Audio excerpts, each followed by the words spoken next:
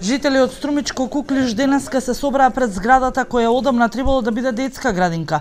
Тие јавно го запрашаа градоначалникот на Струмица зошто истата се уште не е во функција. 6 години ги лажал дека децата од Куклиш ќе добијат детско престојалиште.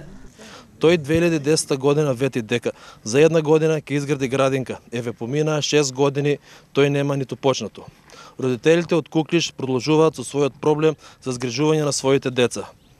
Оваа лага на Заев е дел од серијата лагај што Заев со години ги опатува кон жителите на Куклиш и цела Струмица, подценувајќи ги, сметајќи дека може да ги лаже граѓаните како што тој сака. Куклиш годинава имало над 100 деца за предучилишна возраст. Жителите прашуваат до кога населено место од над 3000 жители и нивните деца ќе немаат детска градинка. Ова е една само од лагите на Заев и неговото нечестно работење. Струмица е најмалку интерес на Заев.